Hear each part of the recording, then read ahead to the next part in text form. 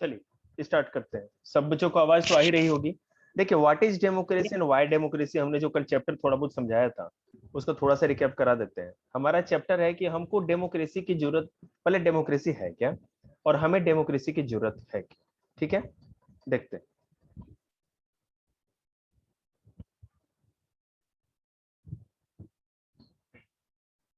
जैसा कि कल मैंने आप लोग को समझाया था कि व्हाट इज डेमोक्रेसी। डेमोक्रेसी की जो एक जनरल डेफिनेशन होती है या जो सिंपल डेफिनेशन होती है वो भी मैंने आपको बताया था।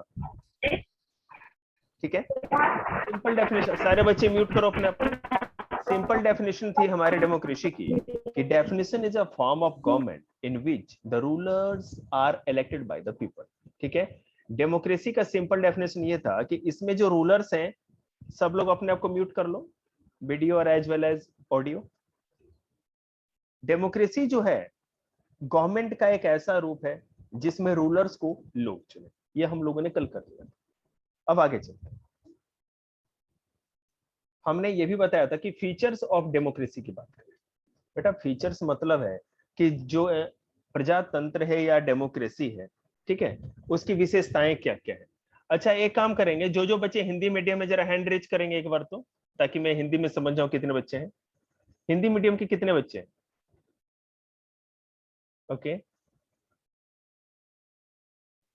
ठीक है। हर्ष आप तो इंग्लिश मीडियम में हो? No sir. Harsh Hindi medium में या इंग्लिश मीडियम में? Sir English. बढ़िया, कोई बात नहीं, हिंदी भी बहुत बड़ी चीज है। आपके सर जी हिंदी मीडियम में ही पूरी जीवन भर पढ़ाई की है। तो देखिए फीचर्स में क्या है। We have started with a simple definition that democracy is a form of government in which the rulers are elected by the people. इसी से तो स्टार्ट करेंगे। डेमोक्रेसी की सबसे बड़ी खासियत है, प्रजातंत्र का सबसे बड़ी, प्रजातंत्र की विशेषता है, ठीक है, कि जो सरकार होगी, है ना, उसमें जो रूलर्स होंगे या जो प्रशासक होंगे, शासक होंगे, वो जनता के द्वारा चुने जाएंगे, जनता उनका चुनाव करेगी। ठीक है, तो मैंने ये सारे क्वेश्चंस भी कल रेज किए थे कि who are the rulers, rulers कौन होंगे, what kind of election constituent a democratic election, किस तरह के चुनाव को या किस तरह के इलेक्शन को प्रजातांत्रिक चुनाव या डेमोक्रेटिक इलेक्शन कहा जाएगा, यह भी एक प्रश्न था। उसके साथ साथ देखिए who are the people who can elect the rulers, कौन ऐसे लोग होंगे जो चुनाव में भाग लेंगे और कौन होंगे जो चुने जाएंगे, and finally what kind of form of government, और सबसे लास्ट एंड द मोस्ट, जो सरकार का प्रकार होगा, जो गवर्नमेंट का फॉर्मेशन होगा, किस टाइप का होगा, किस प्रकार की सरकार होगी, जिसको कि डेमोक्रेसी, और किस तरह की सरकार को हम डेमोक्रेटिक गवर्नमेंट कहें। ठीक है, तो मैंने पहले बताया था एक टॉपिक कि major decisions by elected leaders. जो सबसे बड़े डिसीजन होते हैं, जो शासन में या कंट्री में जो सबसे बड़ा डिसीजन होगा, वो कौन लेंगे? इलेक्टेड लीडर्स लेंगे। अगर एक ऐसी कंट्री हो जहां पे मेजर डिसीजन इलेक्टेड लीडर ले रहे हैं, इसका मतलब हम मानेंगे कि दैट वाज अ और that is a democratic country. अब जैसे देखो, अगर आप जनरल परवेज मुशर्रफ की बात करो तो 1999 में उन्होंने उन्होंने अपने आप को क्या डिक्लेयर किया? Chief executive of the country, मतलब देश का मुख्य कार्यवाहक जो काम करता है। उसके बाद आगे जाकर के उन्होंने एक अपने डेजिग्नेशन को चेंज किया और एक रेफरेंडम को जीता। रेफरेंडम में जनता को किसी भी तरह डरा के, धमका के या धांधली पूर्वक के किसी भी तरह से माल फंक्शनिंग के द्वारा 2002 में वो क्या बने? प्रेसिडेंट, अपने आप को प्रेसिडेंट बना दिया आगे जाकर के। तो आप यहाँ पर अगर परवेज मुशर्रफ का एग्जाम्पल लें तो क्या आप कह सकते हैं कि वो एक डेमोक्रेसी थी? बिल्कुल नहीं। अब जैसे यहाँ पे आप कह सकते हैं कि जो ये रेफरेंडम था या जनमत संग्रह था, ठीक है ना, वो माल प्रैक्टिसेस मतलब कि गड़बड़ी के द्वारा और फ्रॉड मतलब कि धांधली के द्वारा हुआ था। अगस्त 2002 में एक लीगल फ्रेमवर्क ऑर्डर निकाला जाता है और जिसके हिसाब से पाकिस्तान के कॉन्स्टिट्यूशन में संशोधन या अमेंडमेंट किया जाता है, सुधार किया जाता है। और इस अमेंडमेंट के द्वारा बताया जाता है कि according to this order the president can dismiss the national and provincial assemblies. मतलब कि जो वहां की पार्लियामेंट होगी या राज्य की जो विधानसभा होती है ना, जो भी लेजिस्लेटिव असेंबली होती है, उसको भी, जैसे देखो बेटा आपको मैं बताऊं, इंडिया एक देश है, ठीक है, तो पूरे सेंट्रल का एक पार्लियामेंट होता है, और इंडिया में बहुत सारे छोटे छोटे स्टेट हैं, तो हर स्टेट की एक लेजिस्लेटिव असेंबली होती है, ठीक है, समझ रहे हैं बात को आप? अब मान लो ये जो इंडिया एक कंट्री है, तो सेंटर में तो पार्लियामेंट होता है, ठीक है, जिसको सेंट्रल लेजिस्लेटिव असेंबली कहते हैं, या केंद्रीय विधान पालिका विधानसभा कहते हैं, और हर स्टेट में लेजिस्लेटिव असेंबली होती है, जिसको कि राज्य विधानसभा या स्टेट लेजिस्लेटिव काउंसिल कहते हैं। तो परवेज मुशर्रफ ने ऐसा कहा कि अगर हम चाहें तो पार्लियामेंट को भी खत्म कर सकते हैं, और अगर चाहें तो स्टेट के जितने भी स्टेट्स के लेजिस्लेटिव असेंबली उनको भी खत्म कर सकते हैं। ये उन्होंने नियम बनाया। आगे देखिए क्या है, The work of the civilian cabinet is supervised by National Security Council, which is dominated by military officers. जो सिविलियन कैबिनेट होगी, जो देश का सामान्य प्रशासन देखेगी, जिसमें कि देश की सुरक्षा, सिक्योरिटी या जो मिलिट्री जो काम होते हैं उनको छोड़ करके, तो उनको भी सुपरवाइज करने का या जांच पड़ताल या देख रेख करने का अधिकार किसके पास था? नेशनल सिक्योरिटी काउंसिल या राष्ट्रीय सुरक्षा परिषद के पास था। और इसके ऊपर किसका प्रभाव था? इसका कोई ना कोई जो हेड होता था, मिलिट्री ऑफिसर होता था।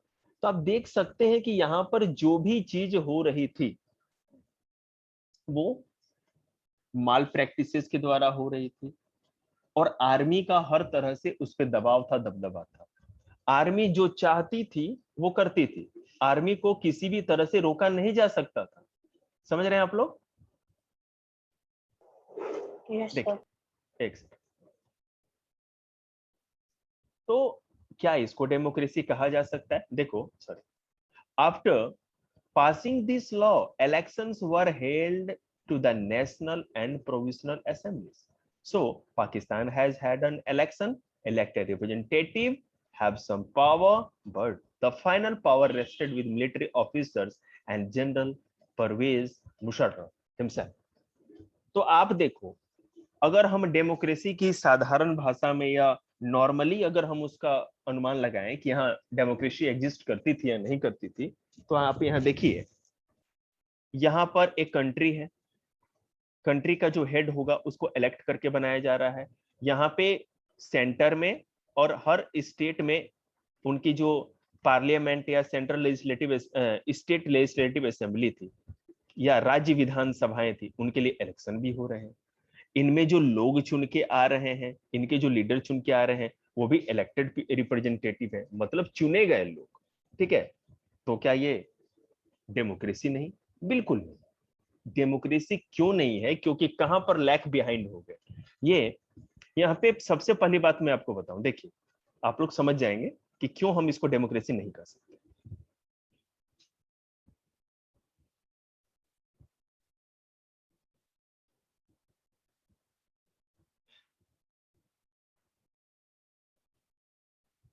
देखिए, अगर मानिए कि यहाँ पर सबसे पहली चीज क्या है, यहाँ पर जो इलेक्शन हुए फ्री एंड फेयर नहीं हुए। जो लोग वोट करते थे वो उनको किसी तरह डरा धमका करके वोट लिया गया, ठीक है। यहाँ पर जो डिस्ट्रीब्यूशन ऑफ पावर है, ठीक है ना, सेंट्रल को स्टेट को, उस पर बहुत कंट्रोल था, और यहाँ पर एक आदमी जो चाहे वो कर सकता था। जो परवेज मुशर्रफ या आर्मी के जो भी ऑफिसर थे वो जनता के प्रति जवाबदेह या आंसरेबल नहीं थे। तो इतनी सारी कमियां जो कि डेमोक्रेसी में नहीं होनी चाहिए, ये होने पर हम उसको डेमोक्रेसी नहीं मान सकते। इसीलिए पाकिस्तान में भी डेमोक्रेसी नहीं थी।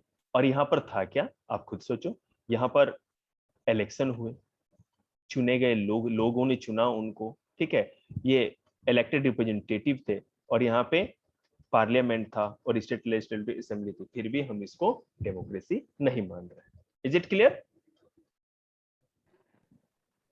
Yes, sir. ओके, देखो Yes, sir. clearly there are many reasons why Pakistan under General Musharraf should not be called a democracy. मैंने सारी बात बता दी है, वही राम कहानी फिर से बोलेंगे। मुशर्रफ के होते हुए भी, जनरल होते हुए भी इसको डेमोक्रेसी नहीं मान सकते। क्यों? But let us focus on one of this, can we say that the ruler are elected by the people in Pakistan? Not quite. क्या आपको लगता है, सबसे पहली बात, कि क्या यहाँ पर जो रूलर था परवेज मुशर्रफ वो जनता के द्वारा चुना गया था? Not quite. ये बिल्कुल ऐसा नहीं। People may have elected their representative to their national and provincial assemblies, but those elected representatives were not really the rulers. जिन लोगों को चुना गया था वो लोग थे, उनके ऊपर तो आर्मी हेड थी। आर्मी जो कहेगी वो करना है। वो चाह करके भी, मान लो कि आपके यहाँ एमपी और विधायक चुने गए, एमएलए चुने गए, लेकिन जो हेड है ऊपर, मान लो कि पुलिस ऑफिसर जो यहाँ के हैं वो उसको हेड बना दिया गया है कि भाई तुम कुछ भी काम करोगे तो बिना मेरे कहे सुने नहीं करोगे, ठीक है ना, और जो हम चाहेंगे वही होगा। तो मान लो कुछ किसी भी तरह का काम है, हर बार वो कोई ना कोई हस्तक्षेप कर देते थे। तो आप ये मान सकते हैं कि लोगों ने चुना तो था, लेकिन फिर भी वैसे लोगों किसी भी तरह से असली रूलर नहीं थे। जैसे मेरी बात समझने की कोशिश करिए। यहाँ पर क्या था कि सेंट्रल में और हर छोटे छोटे स्टेट्स में सब में इलेक्शन हुए, लोग चुने गए, एमपी एमएलए चुने गए, लेकिन ये एमपी या एमएलए जो लोग थे ना, ये रियल एडमिनिस्ट्रेटर नहीं थे।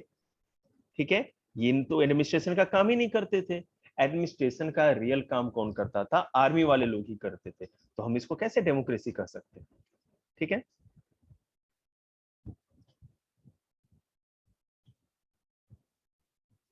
अब देखिए, तो they can not take the final decision. वो फाइनल डिसीजन नहीं ले सकते थे। Their power to take final decision rested with army officer and with general Musharraf. जो रियल पावर थी या फाइनल डिसीजन लेने की पावर थी, वो किसके पास थी? आर्मी वालों के पास, आर्मी के ऑफिसरों के पास, और नहीं तो परवेज मुशर्रफ के पास। इसलिए वहां पे इलेक्शन होने के बाद भी इलेक्टेड रिप्रेजेंटेटिव या निर्वाचित जनप्रतिनिधित्व होने के बाद भी हम पाकिस्तान में डेमोक्रेसी या प्रजातंत्र की बात को सही नहीं मान सकते।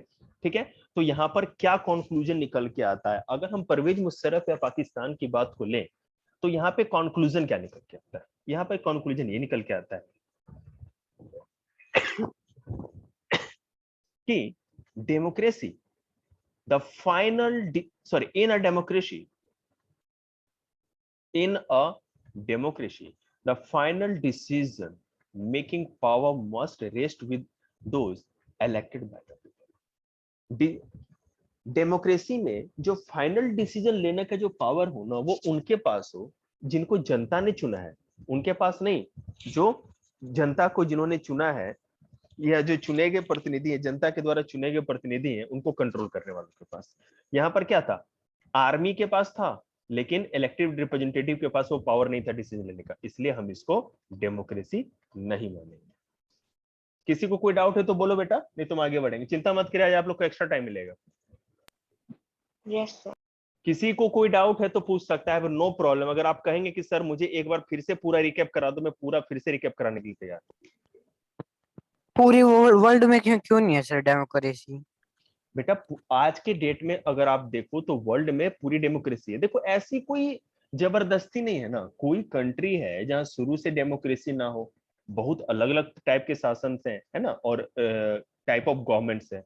लेकिन आप अप्रोक्सीमेटली मान लो तो अगर आप गूगल पे भी देखो, तो जहां तक मैं जानता हूं तो लगभग 90% से अप्रोक्स 95% से ज्यादा डेमोक्रेसी है। तो कुछ देश ऐसे हैं छोटे मोटे, तो कोई बड़ी बात नहीं, समझ रहे हैं ना। अभी 12th क्लास में, जैसे अगर आप लोग अगर पढ़ो कभी, जैसे मैं अभी पढ़ा रहा हूँ आप लोग के सीनियर को, पॉलिटी की बुक पढ़ा रहा हूँ, उसमें कोल्ड वॉर एक चैप्टर है। तो उसमें ये बताया गया है कि पूरे वर्ल्ड में जब कोल्ड वॉर हुआ था, कोल्ड वॉर का मतलब कि युद्ध नहीं हुआ था, लोग आपस में लड़ने, केवल एक दूसरे से दुश्मनी रखते थे।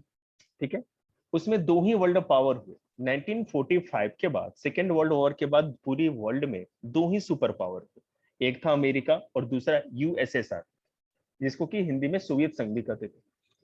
ठीक है, तो सोवियत संघ था या यूएसएसआर था, चलो मैं इसको व्हाइट बोर्ड पे थोड़ा समझाऊं। नॉलेज जितना ज्यादा मिले उतना ही अच्छा। मैं इसको अभी, चलो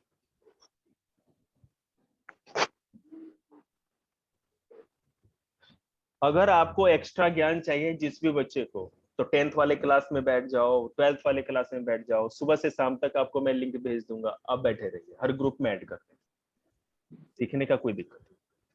लेकिन कोई बच्चा करता नहीं है ना, पागल हो जाएगा। तो ये आप समझ गए। वाले कितने बजे होती है? कौन सा? 12th वाली। 12th वाले बेटे मॉर्निंग में आपको 8 से लेकर के 9:30 तक होती है, जिसमें कि अलग अलग सब्जेक्ट पढ़ाए जाते हैं। Okay sir. इसके बाद 10th का क्लास है, 10th का तो क्लास मैं उनको है ना इसी लिंक में ऐड कर देता हूँ, ठीक है ना। एक सेकंड रुक जाओ ताकि उनका भी क्लास दिक्कत ना हो, वो भी कुछ सीखते रहे। 1 minute.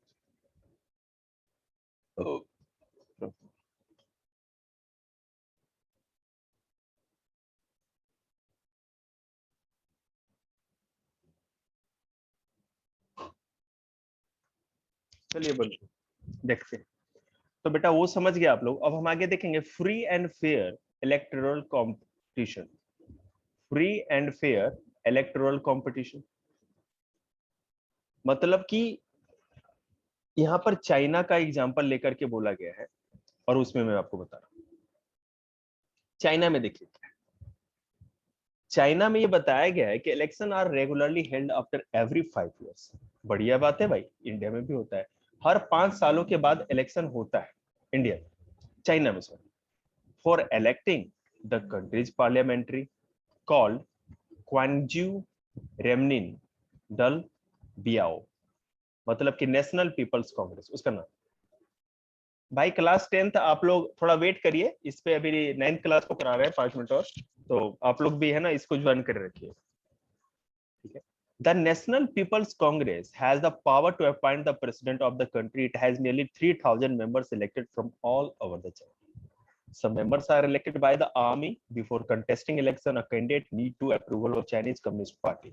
Only those who are member of the Chinese Communist Party or 8 small parties allied to it were allowed to contest election held in 2002-3. The government is always formed by the Communist Party. कितना complicated यहाँ का शासन व्यवस्था है वो देखिए। इसमें कहा जा रहा है कि चाइना में रेगुलरली हर 5 सालों के बाद इलेक्शन होता है, पहली बात, ठीक है।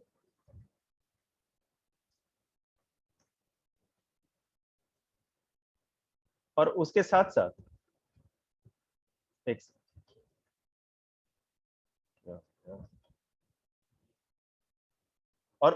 साथ क्या होता है, और वो जो इलेक्शन होता है वो कंट्रीज के पार्लियामेंट के लिए होता है, जिसका नाम है नेशनल पीपल्स कांग्रेस। मतलब कि वो लोग कौन से लोग चुने जाएंगे, एमपी लोग वहां के, चलो ऐसा ही मानते हैं कुछ। और the National People's Congress has the power to appoint the president of the country. National People's Congress मतलब बेटा ये जो पार्लियामेंट है वहां की, अरे कितना गंदा हो गया, ठीक है। जो नेशनल पीपल कांग्रेस है, ये चाइना की जो पार्लियामेंट है, यही यहाँ के प्रेसिडेंट को चुनती है। National People Congress has the power to appoint the president of the country. It has nearly 3,000 member. और चाइना की जो पार्लियामेंट है, या जिसको कि नेशनल पीपल्स कांग्रेस कहेंगे, उसमें 3,000 मेंबर आते हैं। और ये लोग कौन है, ये इलेक्टेड होते हैं पूरे चाइना से, और इसमें से कुछ लोग आर्मी भी चुनते हैं। 3,000 लोगों में से पूरे कंट्री में से चुने जाते हैं, और इसमें से कुछ आर्मी भी इलेक्ट करती है। Before contesting election, a candidate need to approval by the Chinese Communist Party। तो मान लो कि लक्ष्य रूहल चाइना में नेशनल पीपल्स कांग्रेस का क्या कहते हैं कि मेंबर बनने के लिए 3,000 में से किसी एक सीट पे खड़ा होने के लिए चाहता है, तो इसको जाना पड़ेगा पहले कम्युनिस्ट पार्टी के पास। कम्युनिस्ट पार्टी अगर अप्रूवल देती है कि हाँ ठीक है भाई कोई बात नहीं, तुम कॉन्टेस्ट इलेक्शन में पार्टिसिपेट करो, हम तैयार हैं, आपको रजामंदी देते, अप्रूवल देते, तब जाकर के आप खड़े हो सकते हैं। और उसके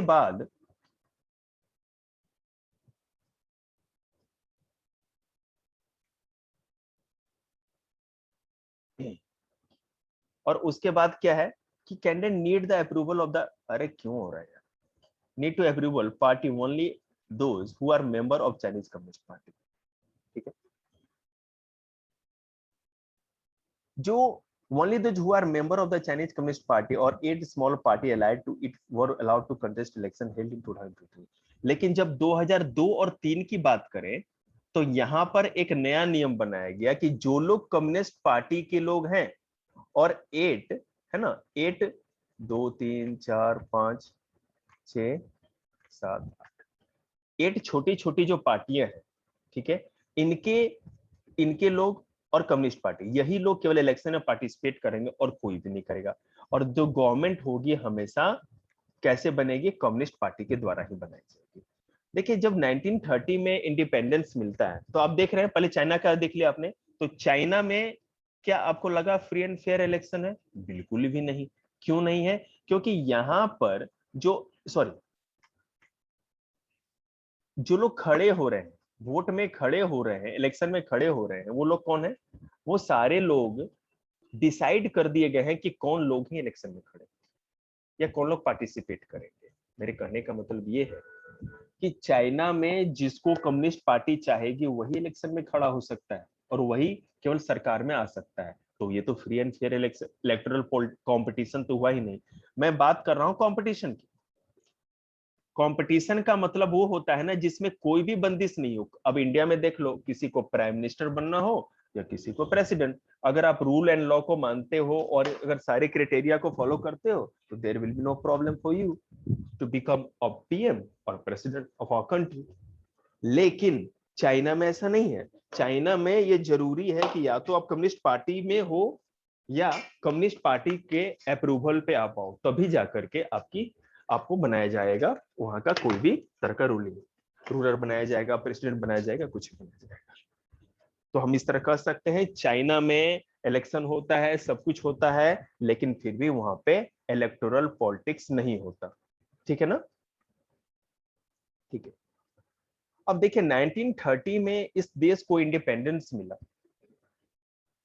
मेक्सिको की बात हो रही है। पेज नंबर 5 आप लोग याद रखना, इसके पार्ट 2 में है ना, मैं जब अगला क्लास लूंगा आप लोग एसएसटी का तो ये चैप्टर पूरा कंप्लीट कराऊंगा।